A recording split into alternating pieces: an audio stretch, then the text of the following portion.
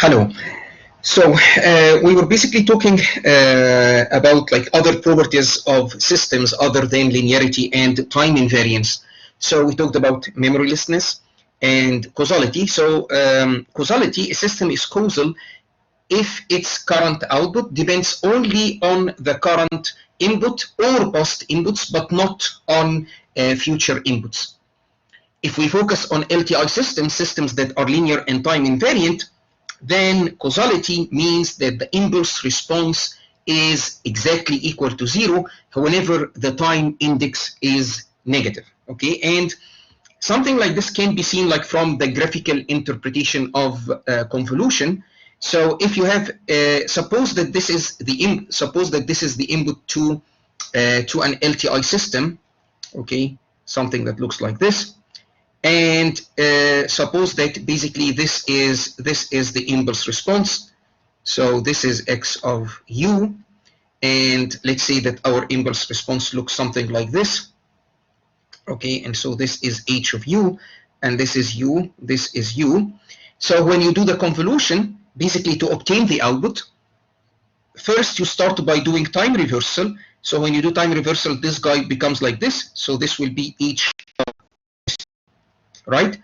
And what is basically y of 0? What is the output when the time is equal to 0?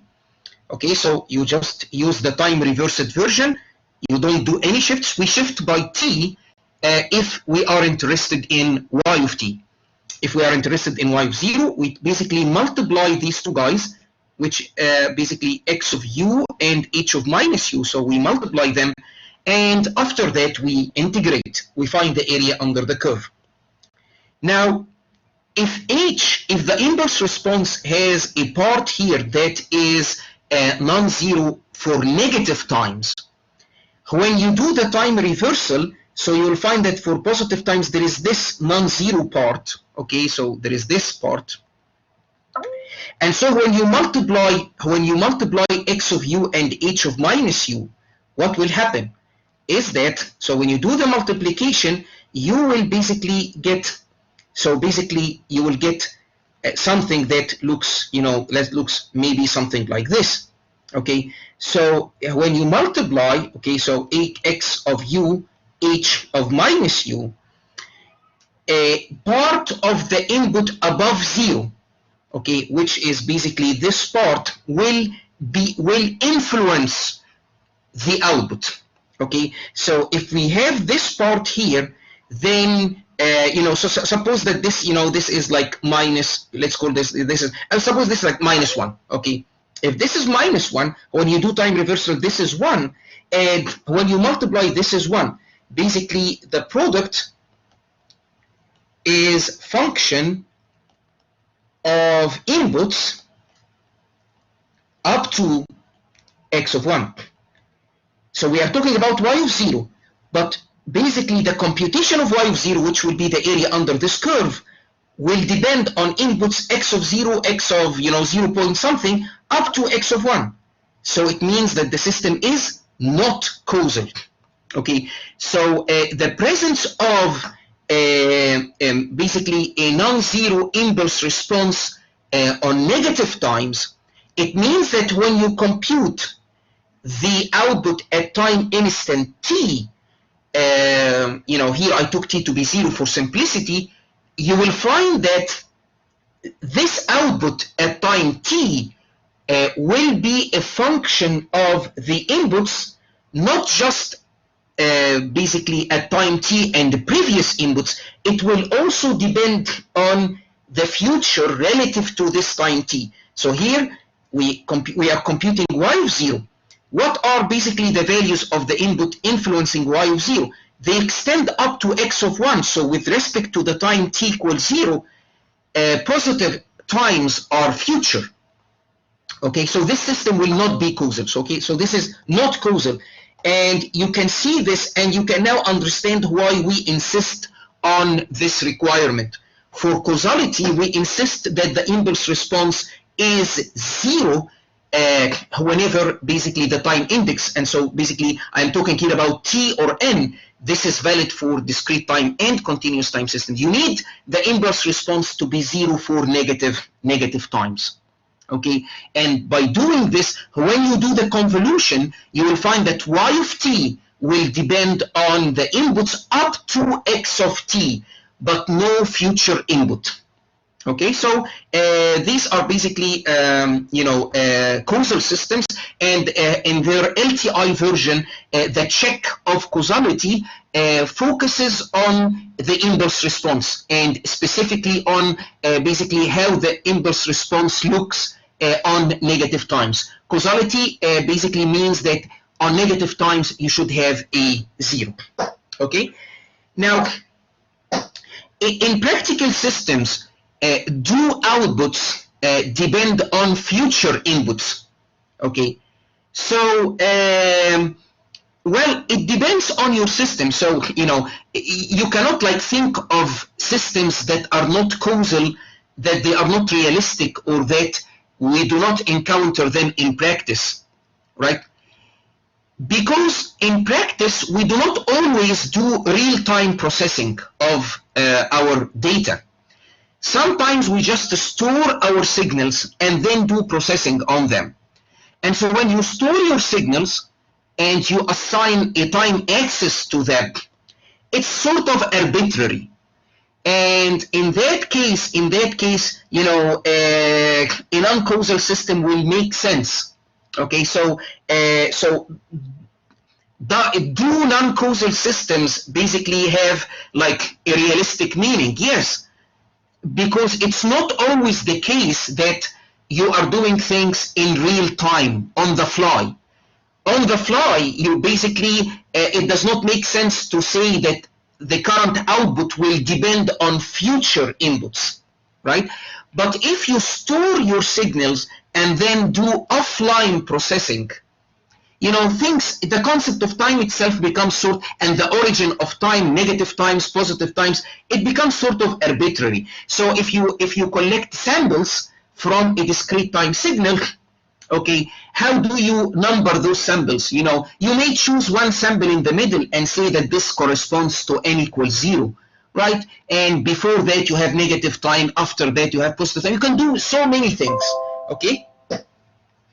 And sometimes we do spatial processing, of course, not in time. So this is another good point, by the way. It's another good point, which is that despite the fact that I am explaining things like in time, but actually when we start Fourier analysis, we will start to abstract things, because not every interesting signal is a signal in time. So images are two-dimensional spatial signals that depend on two position coordinates. If you like, the intensity, the intensity of light at particular point in space.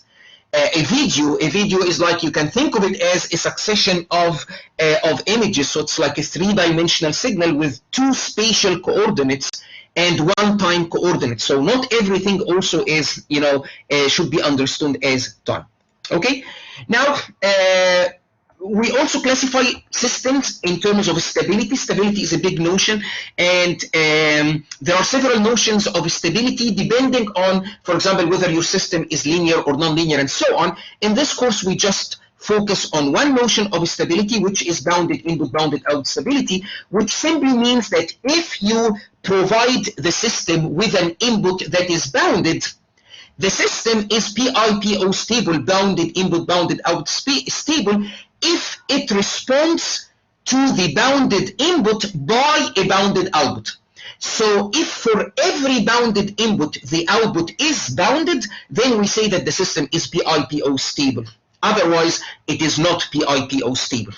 Now, again, if we focus on LTI systems, what is the thing that we need to check to discover whether the system is BIBO stable or not?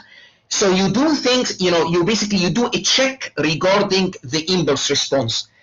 For a continuous time systems, basically the impulse response should be an L1 function on R.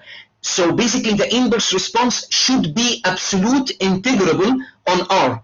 and for discrete time systems, basically the impulse response should be absolute summable on the integers. Okay, so basically this is the condition to check for BIBO stability for continuous time systems. This integral here should be finite, and this is the summation that you need to check for discrete time systems. Okay, so here the impulse response should be absolute summable, here the impulse response should be absolute integrable. Okay, and let's basically try to do the proof for discrete time systems. So it's if and only if statement, right? So basically, if this quantity is finite, the system is BIBO stable, and if the system is BIBO stable, then we are sure that its impulse response is absolute summable. Okay, so suppose that you excite your system with a bounded input. Now, the definition of BIBO stability does not care about giving the system unbounded signals as input, right? So it may respond in any way, and this will not impact the notion of BIBO stability. BIBO stability, it means this: if you give the system a bounded input, the output should be bounded. So what if you give an unbounded input? We don't care, okay? So we will excite our system with a bounded input. So it means that the magnitude of x of n for every n is less than or equal to some finite positive number. Now, what is the output of the system? The system is LTI, and so y of n is the convolution. So this is the convolution between the impulse response of the system and its input. Okay, let's now focus on the magnitude of the output. So the magnitude of the output will be the magnitude of the convolutional sum. Now apply the triangle inequality, and we talked about it earlier in the course, and it is valid. You can apply it even if you have an infinite sum.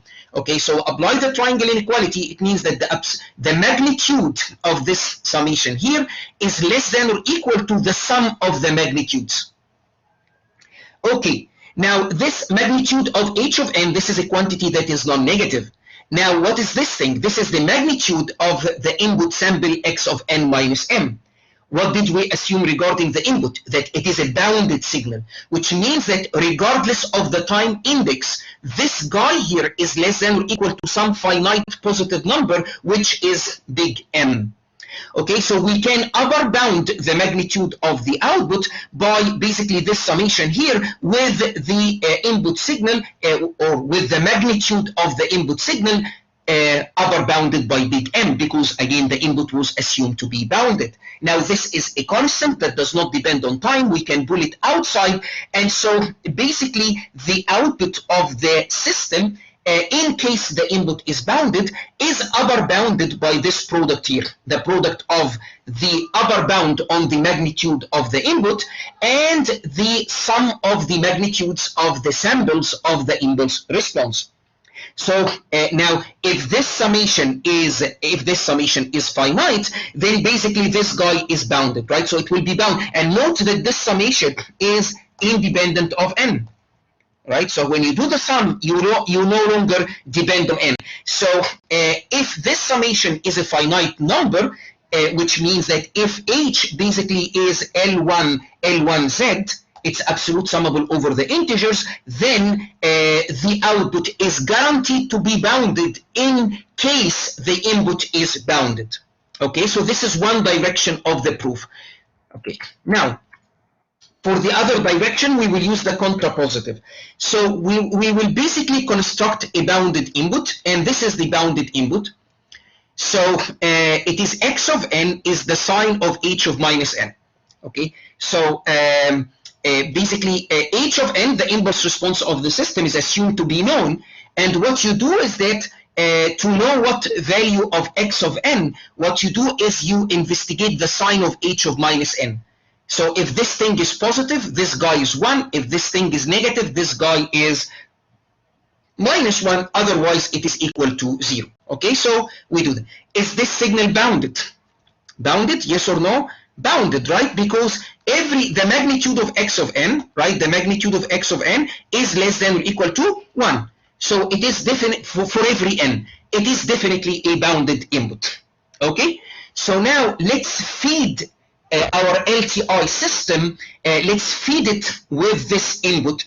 and let's focus on the input. Focus on the input at focus on the output at time instant 0, right? So we have the output. Generally speaking, the output is the convolution hm x of n minus m. Then we will focus on y of 0, which is summation m h of m x of minus m. So we'll focus on this output. Okay. Now, the input x of minus m, so go here to this expression. If you replace n by minus m, you do it on both sides, so this n will be replaced by minus m, and so basically this x of minus m will be the sign of h of m. So what is h of m multiplied by its sign? If h of m is a positive number, let's say it's equal to 5, its sign will be plus 1, and then this product will be equal 5. If h of m is 0, then this is 0, and both will be 0. The product will be 0. Now, if h of m is minus 7, then the sign will be minus 1, and minus 1 times minus 7 is 7. So basically, h of m multiplied by sign h of m is simply the absolute value of h of m. Okay? So if our input is basically this, mysterious function that depends on the inverse response, we are allowed to do this, but it is a bounded input. This is what is important, because when we study BIBO stability, again, we focus on basically exciting the system by bounded inputs. So this input is indeed a bounded input, and it produces an output, and this output specifically at the time instant n equals 0 is the sum of the absolute or the magnitude of h of m. If you take basically the h to be real valued. Okay, so if this summation is infinity, then y of 0 is infinity. Okay, so basically y of 0 is, let's put this. So basically if this summation m on z of h of m, if this guy is plus infinity, then y of 0 is equal to plus infinity, which means that the output signal, despite the fact that you give the system a bounded input, but the output now is not bounded. And how do we know that the output is not bounded? Here you have it. Y of 0 is plus infinity. Okay, so the output at the time instant 0 basically explodes to plus infinity. So what we have proved is that if the summation is infinite, is plus infinity, then the system is not BIBO stable. Why it's not BIBO stable? Because you excite the system with a bounded input, and yet it responds with an output that is not bounded. Okay, so we proved that if this summation is plus infinity, the system is not stable. So the contrapositive will be that if the system, so the negation of this, so if the system is stable, then it must be the case that this summation is finite. Okay, so the contrapositive, so the logical structure here, A implies not B, so it means that B implies not A. Okay, and so the relationship between BIBO stability and basically the inverse response being absolute summable for discrete time systems, it's an if and only if statement. If you check the summation and you find that it is finite, then basically you are sure that the system is BIBO stable. And if someone tells you that the system is this LTI system is BIBO stable, then you know automatically that basically its inverse response is absolute summable. Okay? Now let's talk about the eigenfunctions of an LTI system, and the concept of eigenfunctions of LTI this is something that you can generalize to any system, not just LTI systems. So the eigenfunction of a system is basically a very particular non-zero input that if you give to the system will respond with the exact same input, perhaps with some amplitude scaling, and that's it.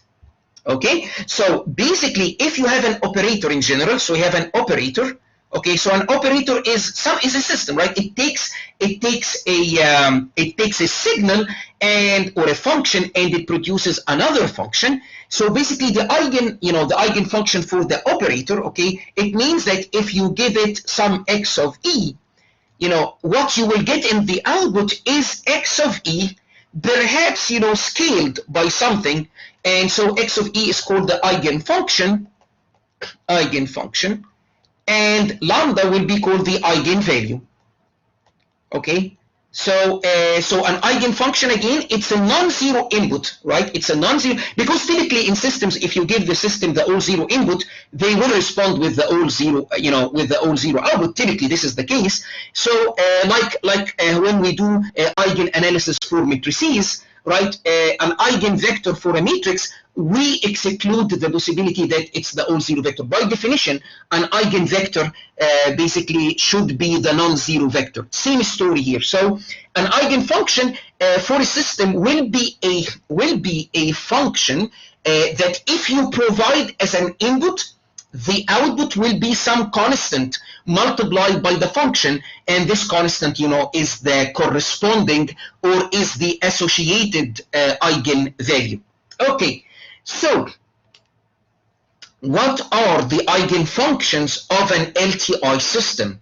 So what are the signals that if you basically feed to an LTI system, you will get the same functions with some amplitude scaling? So it turns out that those guys are the complex sinusoids. Okay, so suppose that you excite an LTI system. Let's do things here for the continuous time case. The discrete time case is similar. So assume that this is your input to the system.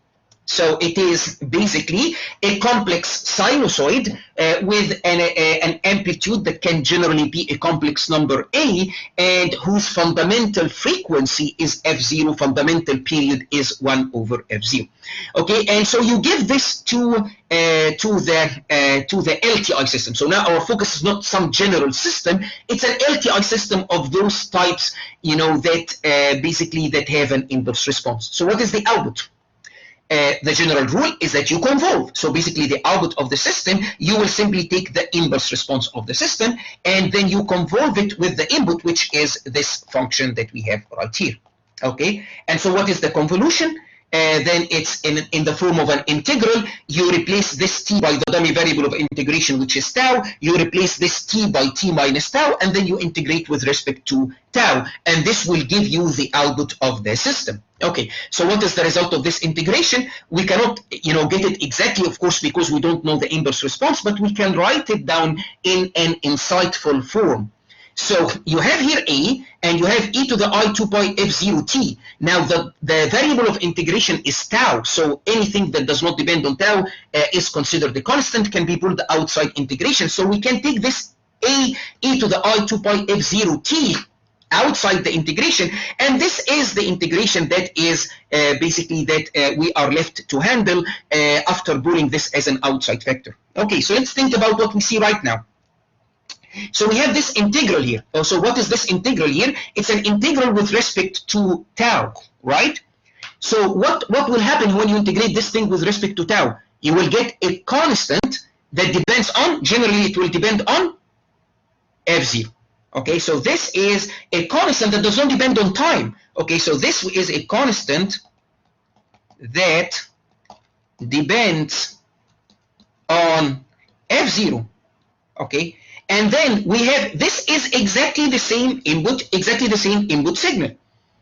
So we have an eigenfunction.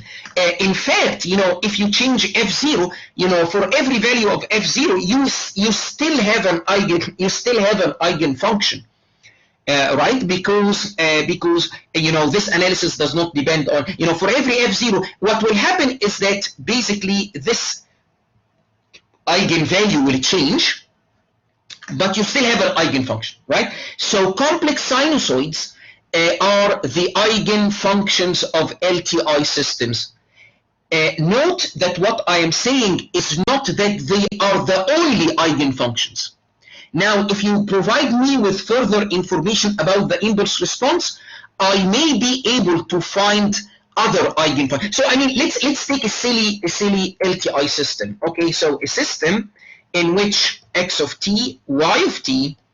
So suppose that y of t is equal to kx of t. K. So this system is simply a system that will multiply the amplitude of the input by some scalar k. So what is an eigenfunction for this system? What is an eigenfunction for this system?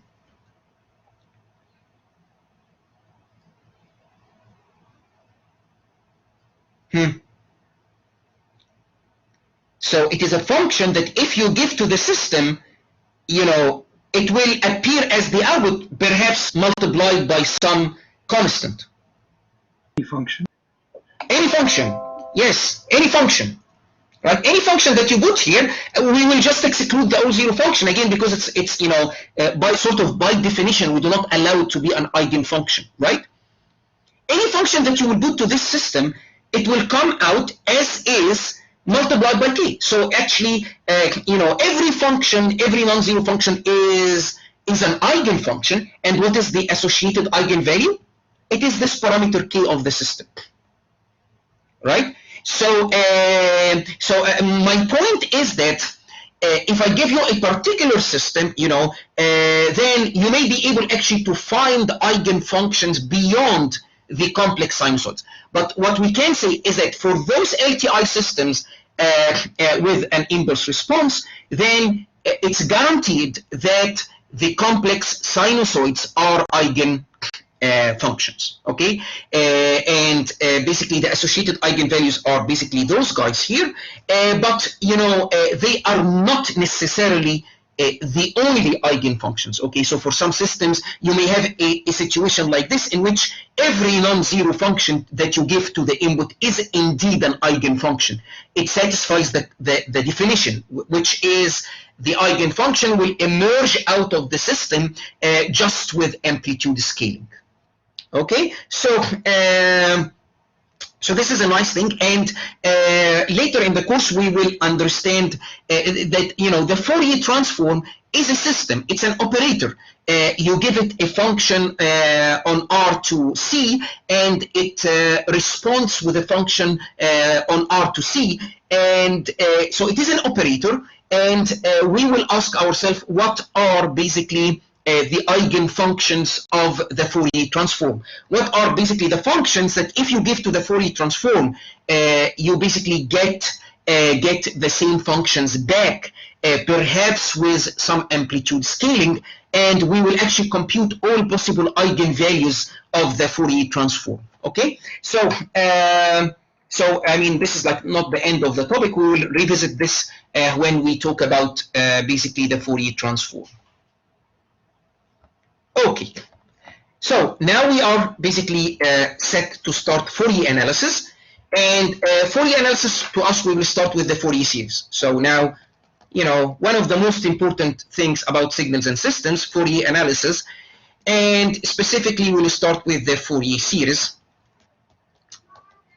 And when you hear the word Fourier series, you always remember this thing here, that x of t is a 0 plus summation k from 1 to infinity, and then you have a bunch of coefficients multiplied by cosine 2 pi k over big T t. So we apply this Fourier series to periodic signals that have a period big T, and then you have those coefficients sine 2 pi kt t. Okay. So this is typically the most, or the first, kind of Fourier series that you encounter, and then you have the complex case, which again you may have seen and used previously, is that rather than using cosine and sine, you basically use the complex sinusoids like this. And the Fourier series is like sort of problematic, because it involves representing a signal, okay, using an infinite sum. And once you have the word infinite in there, then evil things may happen, right? So what does actually this mean? What does it mean that we say that x of t is equal to this summation here? Does this mean that any x of t walking in the street can be represented as this summation? Is the meaning of this equality pointwise equality? Pointwise equality, I mean that for every t in R, if you put a value here and compute x of t, and then if you put a value there and compute this summation, you get the exact same number. So is it an equality pointwise? So in other words, is it an equality for every t that is in R? Okay, or it means, or this equality means something else. Okay, how are we sure that actually this summation will converge, and so on and so forth. So if you really think about the Fourier series, you will find that there are a can of worms there. It's not something that you can swallow. It is something that is sort of inherently problematic. And from the very beginning of the introduction of the Fourier series, so Fourier introduced the Fourier series basically to solve partial differential equations. Again, questions were raised regarding the meaning of equality, regarding convergence, and so forth. Okay. And some of those questions actually took a very long time to be settled. So it means that the topic is not easy at all. Okay. So we will try, to be a bit different from basically conventional electrical engineering signals and systems courses, in which we'll try to understand a bit in depth. I am saying a bit in depth. We will also be superficial. Okay, so you will not we will not do something here that is really profound, but at least slightly deeper than our previous lives. Okay, so first thing is, who says actually that that it is you can use sine and cosine to represent any periodic function? Okay, or perhaps any periodic function that has a finite energy on a period. Why is this the case? It's as if we are saying that those functions are like a vector space, and that the sines and cosines are sort of like a basis. Okay, so I mean, is it obvious that they are sort of like a basis for the space? So what is going on here? So this is our first order of business. The completeness of trigonometric system, basically those are the sines and cosines in the space of L2 functions on A and B. So basically those are functions that have finite energy on the interval from A to B. So and then what is happening outside the interval from A to B? The function may be repeating itself, in a periodic way. Okay, but at least it has finite energy on A to B. Okay, so those are functions characterized by this property, that the integral from A to B of the magnitude of x of t squared is a finite number. Okay, and now those are our heroes here, the cosines and the sines. And the sines, k from 1 to infinity. The cosines start from 0 because we have the constant. Okay, so basically when k is equal to 0, this is 1. Okay, so this is the constant signal 1 from A to B, and then we have the cosines basically when k is 1, 2, 3 till and it increases, right? So we are doing things here with an infinite sum. Okay, so we want to show that basically, yes, if you have a signal that looks like this, that satisfies this property, that you can write the signal as a linear combination, even if it's an infinite linear combination of those sines and cosines. Okay, so it's like the sines and cosines sort of span the space. So how can we show this? And as you can see, that we cannot just do this for any arbitrary function. There are monsters out there. I'm not talking about monsters in like Dirac delta or something. No, there are functions, proper proper mathematical functions that are basically not square integrable, and there is no way you can represent them using something like the Fourier series, right? So we need to focus on this class of functions, functions that have a finite energy on a period or on like this interval from A to B. And now again, the claim is that the sines or cosines can do the job for you. It makes sense to basically write down something like this.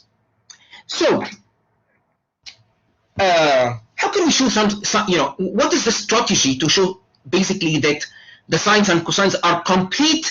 Completeness here, again, complete is an overused term in mathematics.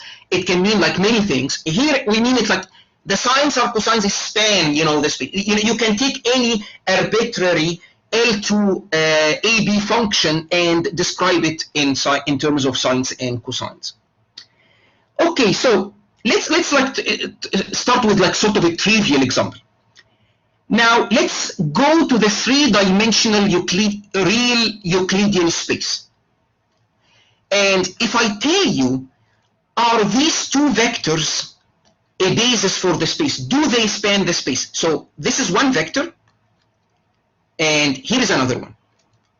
So we have a set of these two vectors, and if I claim to you that any vector in the three-dimensional Euclidean space can be represented using these two vectors, no. Okay, no, right? So they do not span the space. Okay. Now you may have a way of showing this. It depends on how you studied basically this in linear algebra. So let's agree that one way of showing this, which will be the idea employed in our proof, is that consider the vector 003. So 003, is it the all zero vector? No, it's not the all zero vector. Here, basically this is a vector with a strictly positive norm, right? It has this 3 in the, basically third place. So it's a non-zero vector, okay? So this is a non-zero vector, okay? And this vector is orthogonal to 1, 0, 0, right? If you do the dot product or the inner product, so it is 0 by 1 plus 0 by 0 plus 3 by 0, and at the same time, this 003 is also perpendicular or orthogonal to 0, 1, 0, right? The fact that I can find a non-zero vector that is orthogonal to those guys means that those guys do not span the space. Here in this trivial case is the three-dimensional space. Okay, so basically we will use the exact same idea to show completeness of the cosine and sine system of functions.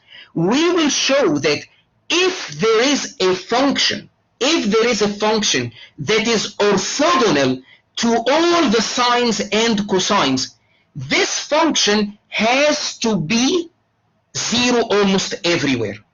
Like if I give you back to our previous example, if I give you those vectors and I tell you, do those vectors span the three-dimensional space? You will say yes. Why is this? Give me a vector that is orthogonal to each one of those guys. Give me a three-dimensional vector that is orthogonal, that is perpendicular to each one of those three vectors. The only vector that is perpendicular to exactly 0, 0, 0. Nothing else. Nothing else. So those are complete because the only 3D vector perpendicular to them is the all zero vector.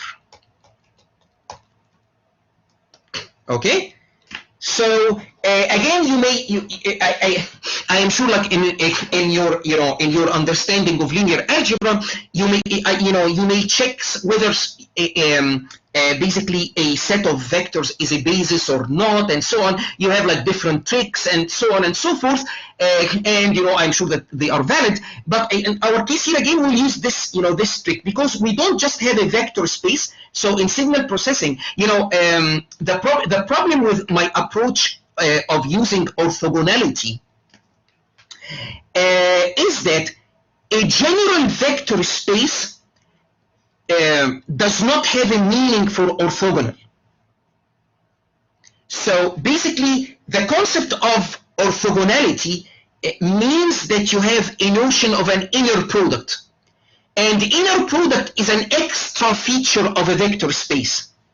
So vector spaces in general are basically what, it's basically an abelian group. It's an abelian group that you couple with a field, okay, like the field of real numbers or the field of complex numbers, right? So you have the operation of the group, which is called the vector addition operation, and then you have a scalar multiplication, which is basically scaling those vectors in the group by basically the scalars from the field. That's the vector space. That's it.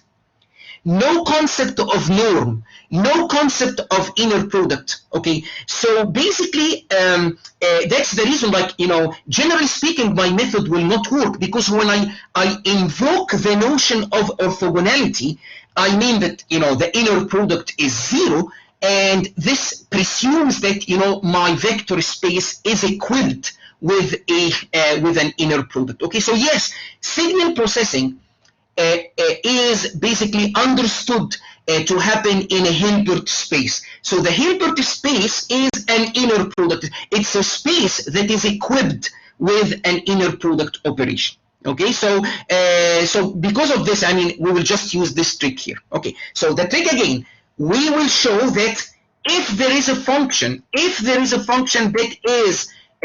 is orthogonal to the sines and cosines, that this function will be 0. It's the only function that is the only L2AB function that is perpendicular to those guys is a function that is 0 almost everywhere. That is 0 almost everywhere. Okay, and functions that are 0 almost everywhere in the L2 space are all equivalent. Okay, so they are considered actually the same. They are considered the same function. So how do we do this proof? By contradiction. So we will basically assume that we have a function that is not equal to 0 almost everywhere, and that this function is indeed perpendicular to the sines and cosines. And then we will show that this leads to a contradiction. Okay, so it is a proof by way of contradiction. We will take a function x of t, and we will say, this is like sort of, a respectable function that is not equal to 0 almost everywhere, and that this function is perpendicular to every, sine and cosine. And from that, we will show that basically there is a contradiction. And so when we reach the contradiction, we will know that the existence of this function is not true, and that the only function, the only L2AB function that is perpendicular to the sines and cosines is a function that is 0 almost everywhere. Okay. Now, when we will do this proof by contradiction, the function that we assume to be not equal to 0 almost everywhere and to be orthogonal to basically the sines and cosines, we will assume the function to be continuous. Okay. Of course, L2 functions do not need to be continuous.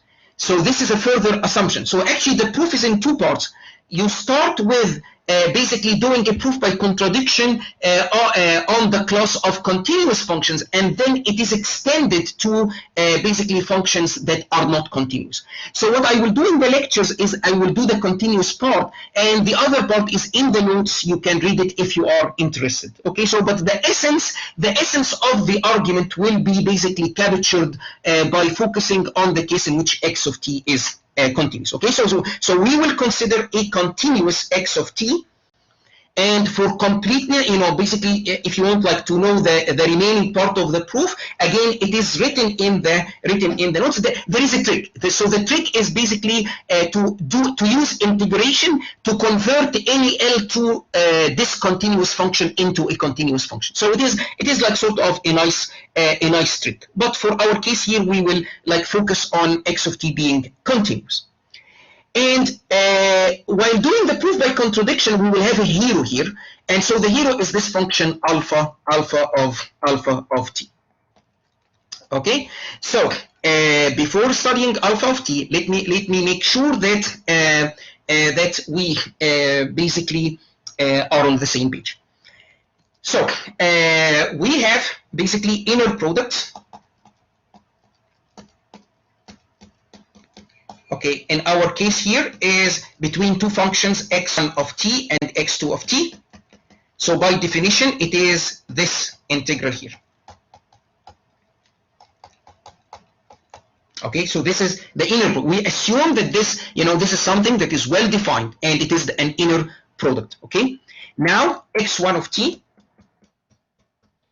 is perpendicular to x2 of t, or they are orthogonal if the inner product, if their inner product is 0. If their inner product is 0. Okay? So what we will do is that we will assume, that there exists a continuous x of t that is not 0 almost everywhere, and that is perpendicular to the sines and cosines, which means that integral a to b x of t cosine 2 pi k over t dt is 0, and the same if you have a sine is also 0. And then we will show that actually there will be contradiction, which means that the only orthogonal guy is the function that is 0 almost everywhere. And so this is, again, if this like seems confusing, just remind yourself with this idea. I can show that basically those three vectors are like are a basis for the three-dimensional space by showing that there is no vector that is orthogonal to those three guys except the all 0 vector.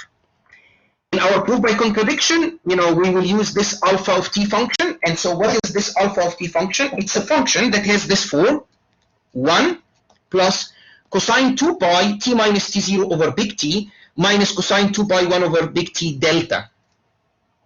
Okay. So big T is b minus a. Okay, so our function here, we focus on the interval again from a to b, and our stuff is defined from a to b. And for periodic segments, basically whatever is happening on this interval will repeat. Now, what is t0? T0 is some point that is living inside here, t0.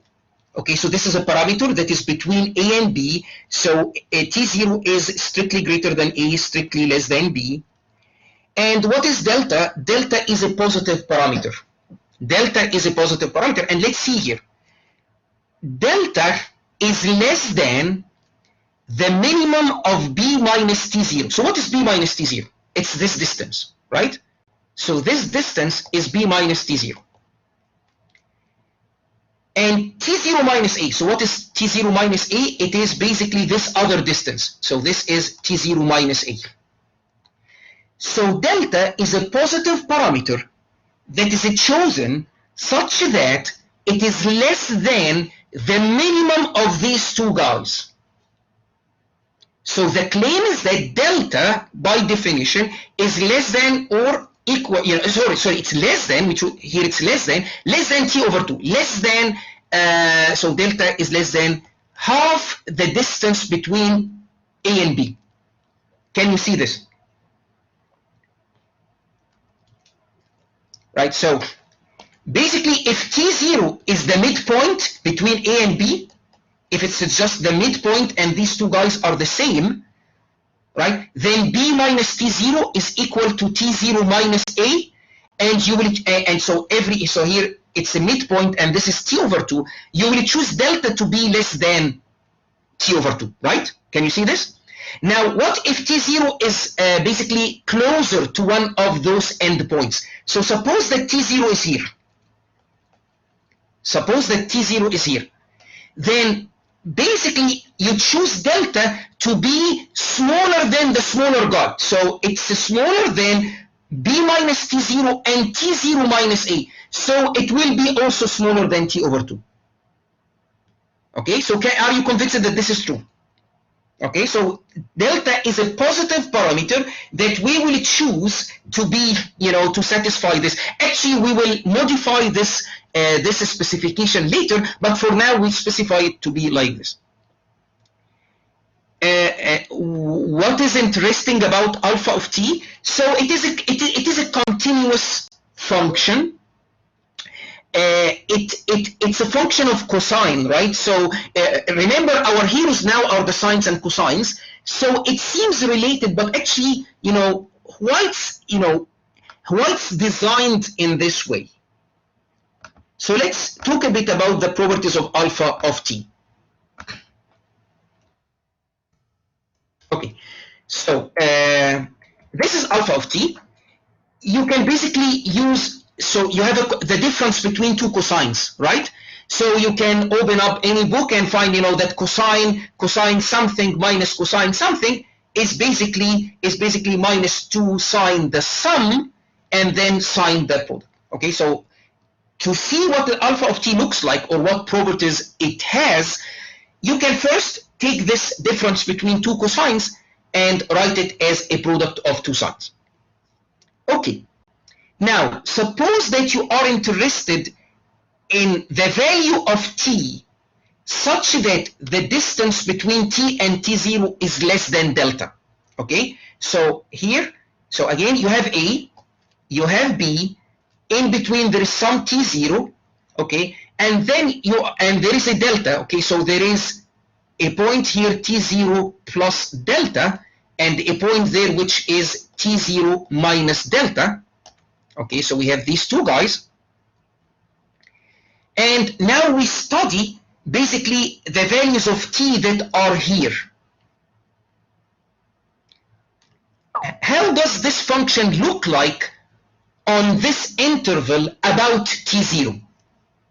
Okay, so let's see. So if t minus t0 in absolute value is less than delta, this means that t minus t0 is above minus delta and is below delta. You can add plus t0 to all sides of this inequality so that you get t0 minus delta is less than t0 plus delta, which is basically the figure that you see here. That basically we are talking about a t that lives between t0 minus delta and t0 plus delta. It's a t that is here. Okay, and this means that, so if you take basically these two, so t0 minus delta is less than t, you can move those to the other side, and so t minus t0 plus delta will be greater than 0. Okay, and the second inequality, you can move the t0 and delta to the other side, and so t minus t0 minus delta are basically less than 0. Now let's investigate basically these two signs, the expression for alpha of t.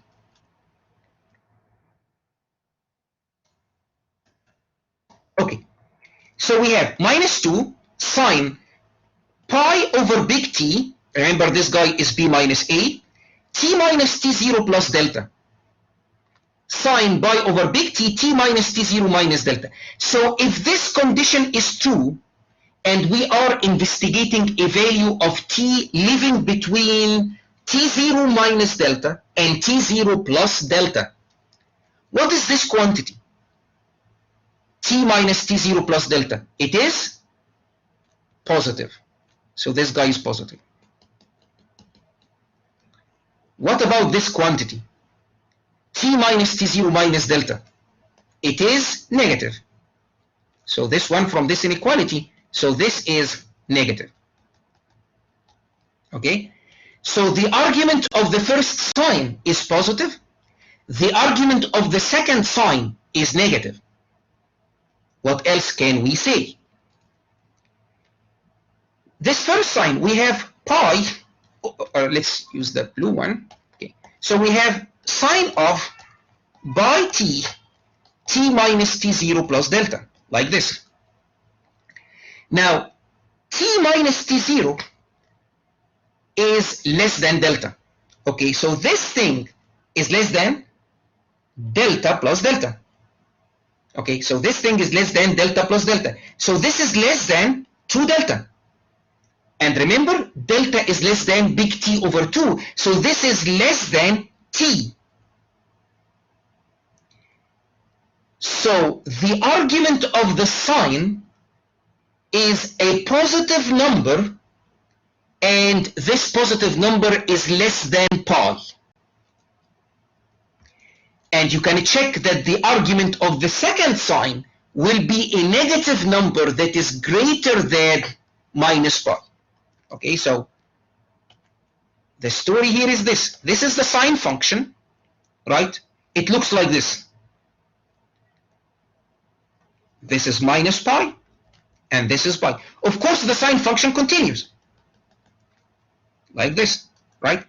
So if we investigate the values of t that are separated from t0 by less than delta, which means that t is living between t0 minus delta and t0 plus delta, we will find from the formula for alpha of t that there is a sign with a positive argument that is less than pi. So this sign will be positive or negative? Positive. And there is another sign with an argument that is negative but greater than minus pi. So this sign will be negative. And then things are multiplied by minus 2. So the overall thing is positive or negative? Positive. And the definition of alpha of t, there is this extra one. There is this extra one, okay? So alpha of t is greater than 1 for t between t0 minus delta and t0 plus delta. So this function, again, is designed so that on the interval from t0 minus delta to t0 plus delta, the function exceeds 1. You can investigate, basically, the function outside this interval using very similar arguments, and you will discover that the function is basically less than 1 if you are outside this interval. Okay, if you are outside this interval. Let me give you like basically a view of this. This is like a sample of this function. Okay, so a is equal to 1, b is equal to 3, t0, remember t0 is a parameter, so again let me write our function is 1 plus cosine 2 pi over big T, t minus t0 minus cosine 2 pi delta over big T. So this is our function. T0 is a number between, in our case here, 1 and 3. So this is T0. So this is the, this is T0. This is the time axis, and this is T0. Now you choose a delta, and you choose a delta in such a way that, delta that t0 plus delta and t0 minus delta will always be inside the interval from a to b. That's the reason, like, you choose delta to be small enough so that basically if you move from t0 to t0 plus delta or t0 to t0 minus delta, you remain in the interval from a to b. But more importantly, this is t0 minus delta, and this is t0 plus delta, and the function here is above 1. On the remaining part, the function is above -1, but it's less than 1. And it is exactly equal to 1 at these 2 points. So the function is exactly 1 when t is equal to t0 minus delta or t0 plus delta. And the reason for this is directly from the sign, right? So basically, if you put t equal t0 plus delta, this sign will be 0. If you put t equal to t0 minus delta, you will get this sign will be 0. So, and you remain with this 1. Okay, so the function at t0 minus delta, t0 plus delta, it is exactly equal to 1. Between these two guys, it is strictly greater than 1. On the remaining part of the interval, what you have is something that is basically greater than -1, but it's not, it does not reach 1 again. So this is a sample for alpha of t. Now, when you see something like that, why do you care, like, designing things to be like greater than 1 and less than 1? So remember that if you have a number that has a magnitude that is greater than 1, if you raise this number to higher powers, it gets bigger and bigger. But if you have a number in magnitude that is less than 1, then if you raise it to higher powers, it gets smaller and smaller. Okay, so again, if you wonder why are we basically doing this, it's because we will later play with alpha of t raised to the power n, where n will be a number that we will make arbitrarily large. Okay, so basically, if you take this function and you raise it to higher powers, what will happen? The part from t0 minus delta to t0 plus delta will get higher and higher, because this part here is above 1. So if you raise it to the power 2, 3, 4, 5, it gets larger and larger, while the other guys will basically get smaller and smaller, because they are in magnitude, they are less than 1. Okay, so this is alpha of t.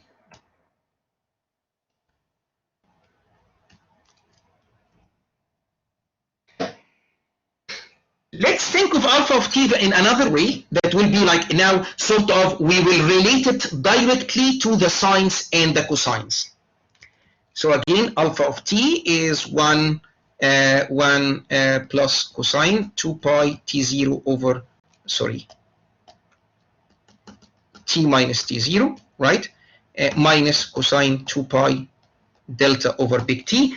So let's take this cosine and use Euler's formula. So this is 1/2 e to the I 2 pi over big T, t minus t0, plus 1/2 e to the minus I 2 pi over big T, t minus t0.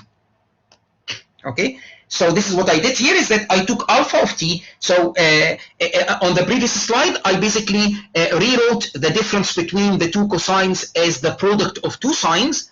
And this was like sort of interesting in revealing this fact about alpha of t, is that it's greater than 1 between t0 minus delta and t0 plus delta. Otherwise, it's between -1 and strictly less than 1. Now we will basically use Euler's identity on this guy, on this cosine here. And so you can think of alpha of t as basically, you know, if you write down the cosine as two complex sinusoid, as basically something that is really valued, which is like this 1 minus cosine 2 pi delta over t, then something multiplied by e to the I 2 pi 1 over t big T, Okay, so this is that like sort of a complex constant, okay, plus a constant multiplied by e to the minus I2 pi 1 over t big T. Okay, so you can think that alpha of t is some number plus some number multiplied by e to the I2 pi t over big T plus some number multiplied by e to the minus I2 pi 1 over t big T. Okay, so what happens if you raise alpha t to the power n? So you will take those guys and raise them to the power n, right? So how do you raise those guys to the power n? Right. So you will you will include many terms, okay, and these terms will include raising each one of those guys to the power k, where k is a number between 0 and n, right? So if you think of a square, I mean, so if n is equal to 2, so what if n is equal, I mean, just for simply, if n is equal to 2, what will be this thing here? It will be eta 1 squared, right, plus eta 2 squared e to the I2 pi t over big T 2 plus eta 3 squared, so those will be the squares, e to the minus I2 pi t over big T 2. And then you have cross terms, right? So you have 2 eta 1, eta 2, e to the I, 2 pi t over big T, and so on and so forth, right? So basically, if you raise this alpha of t to the power n, you will get terms like with e to the I2 pi t over big Tt, and this, using Euler's formula or identities, you can write down this as basically cosine plus I sine. Okay, so this means that, okay, thus alpha t to the power n is a combination of those guys, cosine 2 pi k over tt and sine 2 pi k over tt. Okay, so this is alpha. So alpha of t, initially it may look like it is just one cosine, but remember that it is a cosine that is shifted. Okay, it is a cosine that is shifted, and then we have this cosine 2 pi delta over t, and we studied its properties on the previous slide. Moreover, if you raise it to the power n, okay, and then you can take n to be any power of your choice, you will start basically getting things like cosine 2 pi 7 over big TT, sine 2 pi 13 over big TT, and so on and so forth. So if we assume that there is an x of t, if we assume that there is an x of t that is not equal to 0 almost everywhere, and that is orthogonal to the sines and cosines, if this x of t indeed exists, then it must be the case that the integral of a to b x of t alpha to the t to the power n dt is 0 for every n. So this basically equality, that the integral, the inner product, this integral x of t alpha of t to the power n from a to b is equal to 0 is by assumption. Okay, so by assumption, it is not something that we basically derive. It's by, we started our proof by saying there is an x of t that is non-zero almost everywhere, and that is perpendicular to every sine and cosine. So what is alpha of t to the power n? It is simply a linear combination of sines and cosines. So the inner product between x of t and alpha of t to the power n is 0 for n equals 1, 2, 3, 4, 5, and so on and so forth. So basically this integral is always equal to 0. Okay, so this is 0 for every n. So if you take the limit as n goes to infinity, this is like the limit of an all zero sequence, and so this will be 0. Okay, so under our assumption, we have this. Okay, so again, this is sort of by assumption that the limit n goes to infinity, integral a to b x of t alpha of t to the power n dt is equal to 0. Again, why the limit is 0? Because each integral is 0. Okay, each integral is 0. Why each integral is 0? By assumption, because we are assuming that our x of t is perpendicular to the sines and the, to the cosines and the sines. Okay. Now, x of t itself is a function. What do we know about x of t? We know that it is L2 in B, which means that it has a finite energy on the interval from A to B. Let's further assume that it is continuous.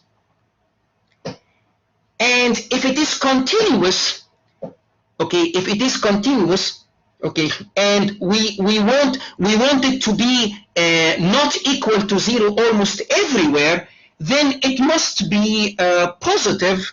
It must be positive at some t0.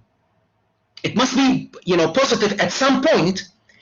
And if the function x of t that you have is negative, you just multiply by -1, right? It will be, if x of t is perpendicular to all sines and cosines, then minus x of t will be perpendicular to all sines and cosines. So without loss of generality, we will assume that x of t is a continuous function and that it is positive at some point, which is t0. Why is the assumption of continuity needed? Because continuous functions are nice. Since the beginning of this course, we basically talked about this property, that if you have a continuous function and it is positive at a point, it will not be just positive at the point. Because of the continuity, it will be also positive on an interval about that point. So you can show, I don't need to repeat this argument, that x of t can be shown to be greater than half x of t0, which is greater than 0, for all t in some neighborhood of basically t0. So basically, if the function is continuous, then there exists some delta tilde, a neighborhood of t0 such that the function over that neighborhood is strictly positive, and specifically you can choose it to be greater than 1/2 of x of t0. Okay, and again, this follows directly from the definition of continuity as we did earlier in the course. So the delta that now we have in the expression of alpha of t, we may make it a bit smaller by making it not just smaller than b minus t0 and t0 minus a. We will also make it smaller than delta of tilde. So why is this? Okay, we do this so that on t0 minus delta to t0 plus delta, from the previous argument, alpha of t is greater than 1, and because we make delta less than this parameter, x of t, which is this function we assume to be not equal to 0 almost everywhere, but orthogonal, perpendicular to all sines and cosines, is strictly positive, and we can choose it to be greater than x of t0 over 2 strictly positive, like this. Okay? So now we can basically begin basically obtaining or constructing the contradiction. So the contradiction, basically what we will contradict is this thing here. So this is, by our assumption, this limit should be equal to 0. So if I basically compute this limit using another way, and I show that it is not equal to 0, then I mean the limit it cannot be 0 and non-zero at the same time. Okay, so this will be our contradiction. Okay, so let's now derive our contradiction. So here's how we derive the contradiction. We will do this integral again. Again, this integral if we follow our assumption that x of t is orthogonal to the sines and cosines, and we know that alpha of t to the power n is a linear combination of sines and cosines with different frequencies, then basically this is equal to 0. But now we'll forget about this, and we will actually try to evaluate this integral. To do this, we will divide this integral into two parts. A part on the interval, so basically this is on t0 minus delta to t0 plus delta, and then here the remaining part of AB. So we will take our integral and we will split this integral into two integrals. Okay, let's focus first on this integral that is on the remaining part of AB. That is on the remaining part of AB. Okay, so what can we say about this integral? So for this part,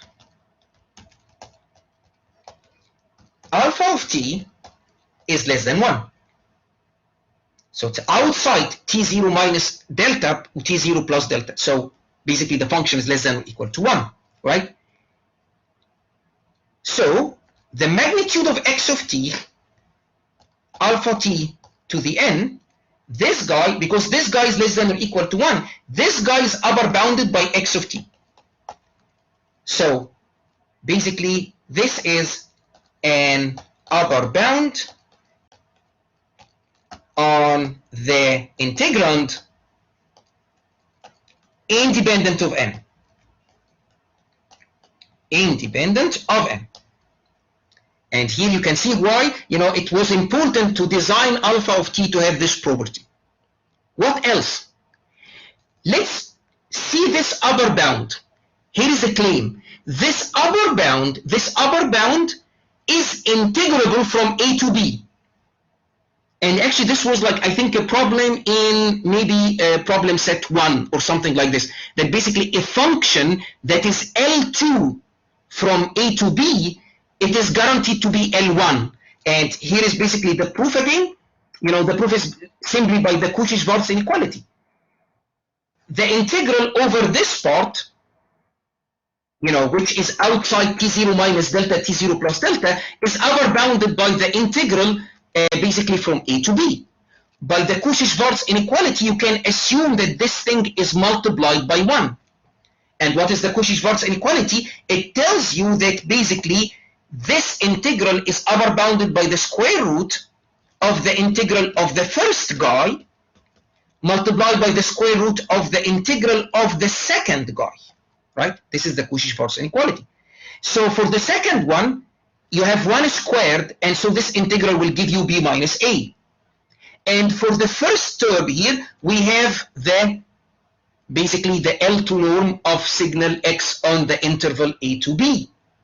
Now this is assumed to be finite because the signal is L2AB, and a and b are basically finite numbers. B minus a is a finite interval, so this guy is finite. And so basically this is integrable on basically AB. So, the dominated convergence theorem is applicable, right? So if you are interested in obtaining the limit of this integral as n goes to infinity, right? So we are interested in doing this limit. Again, let's recall what I have done. This integrand in magnitude is upper bounded by the magnitude of x of t, which is independent of the variable with respect to which we are taking the limit. Moreover, the magnitude of x of t, if you integrate it, you will get a finite result. So this is exactly what we have to apply the dominated convergence theorem. So by the dominated convergence theorem, you can take this limit and you can put it inside the integral. Because again, the integrand can be upper bounded by something that does not depend on the variable with respect to which we are taking the limit, and this upper bound itself is integrable.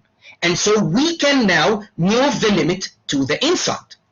Now, if you move the limit to the inside, what do you have? You have something that gets smaller and smaller and smaller. So basically, what is this limit? It's 0, right? Because outside t0 minus delta and t0 plus delta, basically you have alpha of t is less than or equal to 1. Okay, and so this thing shrinks, and basically you get a 0. And so the integral of 0 will be 0. So the limit of this part is 0, and this does not contradict our previous result. So the previous result on the slide, that if we assume that x of t is orthogonal to the sines and cosines, we know that this limit is 0. So now we splitted the integral into two parts, and the limit of one part is 0 also. So now our hope is that this, the limit, this guy here, this limit will not be 0. Okay, so what is basically this limit? Now, we are doing this limit, okay, so we are basically integrating t0 minus delta, t0 plus delta x of t, alpha t over n, okay? And this one is greater than 1 by design, okay? And this x of t on this interval, because of continuity, remember that we chose t0 so that x of t0 is strictly positive, and if x of t0 is strictly positive, then there is a neighborhood of t0 on which x of t is strictly greater than x of t0 over 2, and so this is greater than x of t0 over 2. Okay, and so basically we can lower bound this integral by replacing x of t by the lower bound, which is x of t0 over 2. The nice thing about this lower bound is that it does not depend on t, so we can pull it outside the integral. Now we have to do this. Now we have to do this integration here. Now you are integrating a function that is not just non-negative; it is actually greater than 1. So basically, you can integrate on the closed interval from c to d, where basically c and d are a subset of t0 minus delta, t0 plus delta. So we have t0 minus delta, t0 plus delta. So you can basically, if you integrate this thing from t0 minus delta to t0 plus delta, you can get a lower result if you just integrate from some part of this from c to d. Okay, and we choose now this interval to be closed from c to d. Okay, then alpha of t is cosine. Okay, it's a continuous function. Alpha of t itself is a continuous function, and if you multiply it by itself n times, it remains a continuous function.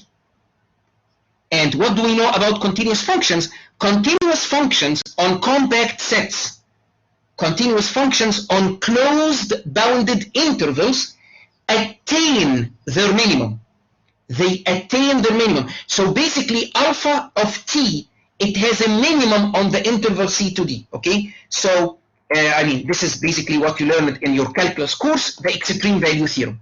So the extreme value theorem tells you that on this interval, alpha of t is greater than or equal to some q. So this is, q is basically the minimum of alpha of t, where t lives between c and d. Okay, this is again guaranteed to exist as a minimum. Okay, so it's not like infimum or something, it's a minimum because this is the extreme value theorem. It tells you a continuous function on a closed bounded interval attains both its maximum and its minimum. In other words, there is a value of t on the closed interval from c to d such that alpha of t is exactly equal to its minimum, which here I will give with q. I will say that the minimum is q.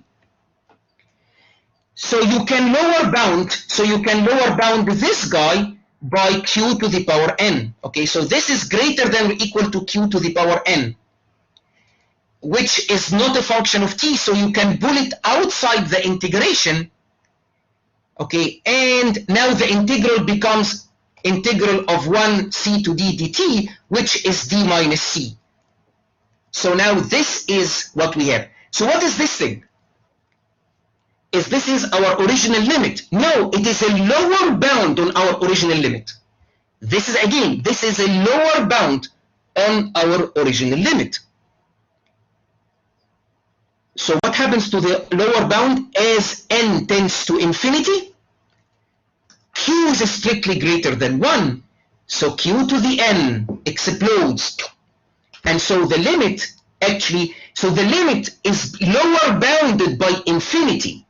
And so it is infinity, not 0 as we did on the previous slide. So that's the contradiction. The contradiction is that if you assume that you have a function that is orthogonal to the sines and cosines, the limit will be 0, but now we can see that the limit actually is infinity.